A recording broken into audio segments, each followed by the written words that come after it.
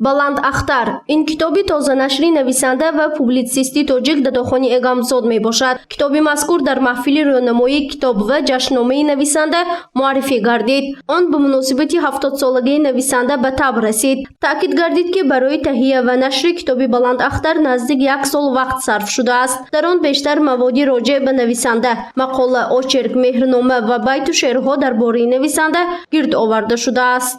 کوشش کردند که برای رونق و رواجی هم ادبیات تاجیک و هم مطبوعات تاجیک سهم ارزنده خود را گذاشته باشند و من فکر میکنم که ترتیب دادن چنین کتاب ها برای این گونه نفرانی که برای ادبیات و مطبوعات خدمت کرده است یک کاری خیلی مهم است و سزاوار است که ما از این کتاب با نکته های مهمی حیات و ایجادیات همین گونه شخصیت ها آشنایی پیدا نماییم. маҳфили рӯнамоии китоб ҷашнномаи нависандаи тоҷик Додохони Эгамзод дар толори китобхонаи вилоятии оммавӣ ба номи Тошхоҷа Асирӣ баргузор гардид. Он ба муносибати 70-солагии мелоди ин публitsисти тоҷик бахшида шуд. Дар маҳфил аҳли илму адаб, шоирону нависандагон, намояндагони мақомоти иҷроии ҳокимияти давлатии вилоятии Суғд ва шаҳри Хуҷанд, инчунин шогирдону наздикони нависанда иштирок намуда аз эҷодиёт ва саҳми нависанда дар соҳаи адабиёти тоҷик сухан карданд.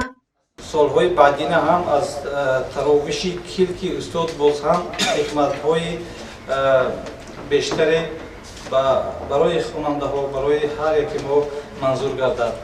мо устодро ҳамчун қаблан вақте ба оғози фаъолиятшон таваҷҷӯҳ мекунем, ҳамчун рӯзноманигор мешинохтем. устод аз роҳи рӯзноманигорӣ ба соҳаи адабиёт аслан нависанда ва публitsисти тоҷик Додохони Эгамзод аз зумраи нависандаи шинохта дар соҳаи адабиёти тоҷик ва васоити ахбори omma маҳсуб мешавад. Дар кори маҳфил аз ҷониби иштирокчиён дар умум 10 маъруза оид ба зиндагинома ва эҷодиёти нависанда Додохони Эгамзод ироа гардид. Гуфта шуд ки зиндагинома ва осори бои нависанда як дарси ибрат барои насли ҷавонӣ имрӯз мебошад.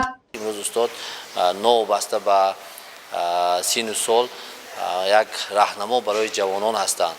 умедворам ки устод дар фаъолияти минбаъдии худ ба ҳайси мактабдор як мактаби махсуси худро ташкил медиҳанд ва ҷавонони имрӯз чӣ дарсҳои журналистика ва чӣ дарсҳои адабиёт раҳнамоӣ хоҳанд намуд. маҳфили рӯнамоии китоб ҷашнномаи нависандаи тоҷик Додохони Эгамзод таҳти унвони Баланд Ахтар беш аз 1 соат идома кард. Дар идомаи маҳфил ба ҷуз аз китоби тозанашр инчунин чанде аз намунаҳои китоби нависанда муаррифӣ гардид.